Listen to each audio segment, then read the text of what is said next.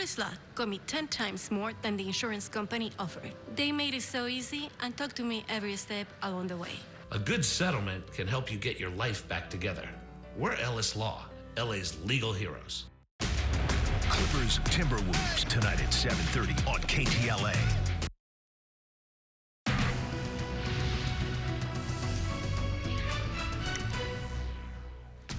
Now at 4, a shocking ambush in New York's Midtown Manhattan.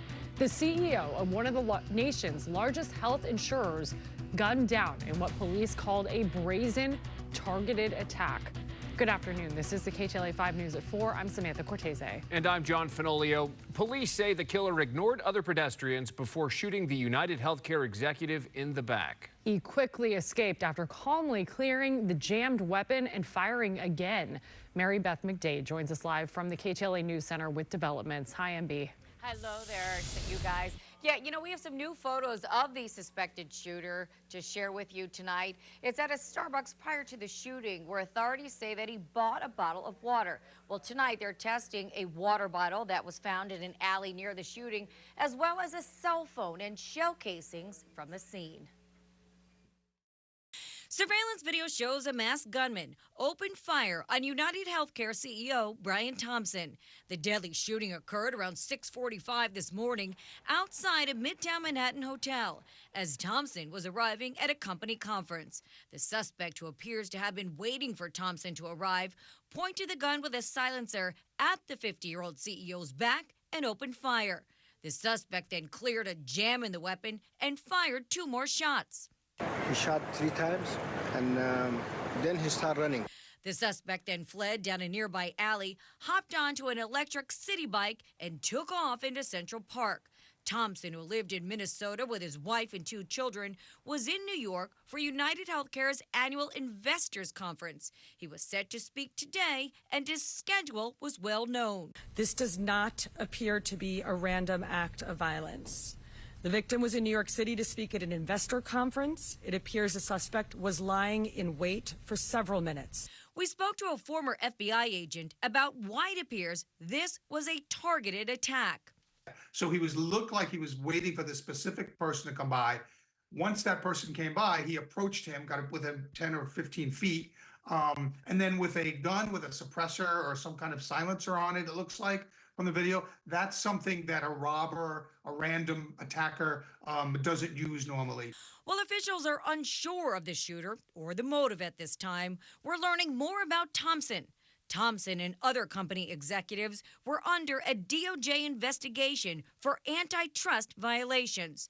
Prior to the probe becoming public, they reportedly sold a majority of their stock shares worth millions of dollars. 2 weeks later, news broke of the federal probe, causing the stock price to drop sharply.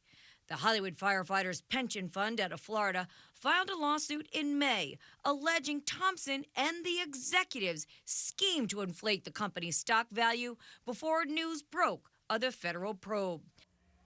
Well, Thompson's wife told NBC News that Thompson had told her there were some people that have been threatening him. She didn't elaborate. Now, the famous Rockefeller tree lighting just a few blocks from the shooting will go on tonight as planned under heavy police presence. That's going to do it for me here in the News Center. Mary Beth McDade. We'll send it back to you guys in the studio. Mary Beth, thank you. Now to breaking news in Northern California. A suspected gunman is dead and 2 students are injured following a shooting at an elementary school in Butte County. This is unfolding at Feather River Adventist School in Oroville. Deputies responded this afternoon around 1 o'clock. They found a man believed to be the shooter with a self-inflicted gunshot wound. 2 students were found with gunshot wounds and taken to the hospital with unknown injuries. The Butte County Sheriff says he does not believe the shooter has a connection to the campus, but the investigation is ongoing. A vandalism investigation is underway in Echo Park after a man is seen slashing the tires of a Tesla Cybertruck. The Tesla Sentry mode captured the video of the vandalism. You can see a man with a sharp object puncturing the tires. Now police are hoping they can find the man before he strikes again. KTLA's Alina Abovian joins us live in Echo Park with more. Hi, Alina. Hi there, John and Sam. You know, several cars were parked outside that day when this incident happened, and the Tesla Cybertruck is the only vehicle that was vandalized. So people in this neighborhood certainly do feel like this was a case of Tesla hate. A case of vandalism caught on camera. You see a man walking over to a truck. He has a sharp object in his left hand. From this angle, a Tesla Cybertruck in Sentry mode, capturing the guy puncturing the front passenger tire. He walks away, then comes back and gets the passenger rear tire. The owner of the Tesla posted the video on social media, asking the public and police to help identify and catch the vandal. He believes this was a case of Tesla hate. Residents in this neighborhood, the 1600 block of North Alvarado Street in Echo Park, say they agree. I think they're just like ugly, but I don't know if that's why people are vandalizing. I feel like a lot of people hate Teslas now. I don't know. Why do you think that is? I don't know. I feel like just people just hate electric vehicles, like especially Teslas. I don't know why, but yeah, that's weird. The LAPD is investigating this as a case of vandalism, not necessarily a case of Tesla hate. The Guardian, however, reporting other Tesla owners feeling the backlash because of the political tension associated with Elon Musk and his support for President-elect Donald Trump. Some Tesla owners even slapping on this bumper sticker to disassociate. A couple examples: I bought this before Elon went crazy, and anti-Elon Tesla Club. Since Elon Musk has made common cause with the president-elect, and has shown himself to be hostile to immigrants and to California and to democratic people, it's easy to see him as an enemy and to be angry at seeing one's fellows enriching him. And particularly, I think the Cybertruck is a symbol.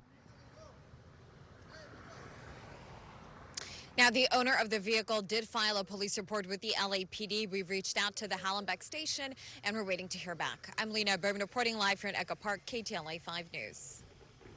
Elena, thank you. It was a year in the making. Today, the LA City Council has formally adopted a sanctuary city ordinance. The ordinance prevents city resources or personnel from being used to help federal enforcement of immigration laws. It comes as President-elect Trump has vowed to crack down on undocumented immigrants. Council members voted 12-0 in favor of the ordinance with an urgency clause. Now, that means it could go into effect within 10 days of being signed by Mayor Karen Bass. I think that it is most important to send a message to Angelenos, all Angelenos, and we are a city of immigrants, that we are going to do everything we can to protect folks. The LA County Republican Party issuing a statement saying, in part, sanctuary cities and states sound warm and fuzzy, but the protections they offer are not for abuelas getting ice cream. They're for people who've entered the country illegally and committed additional crimes. Now to the nation's capital, where President-elect Trump's pick for the Department of Defense is fighting for support from Republicans. Pete Hegseth said Mr. Trump called him today and told him he had his back. Hegseth is fighting back against allegations of sexual misconduct, intoxication at workplaces, and mismanagement of 2 nonprofits. However, there are reports the president-elect is considering Florida Governor Ron DeSantis to lead the Pentagon. Also, Hegseth's scheduled meeting with Trump at Mar-a-Lago tomorrow will not take place. We didn't cancel, we rescheduled. So none of our schedules changed. So you're not going tomorrow? I'm not going tomorrow again. We're meeting with, continue to meet with senators tomorrow. Meantime, President-elect Trump has named Peter Navarro as senior counselor for trade and manufacturing. Navarro recently served a 4-month prison term for defying a congressional subpoena. The last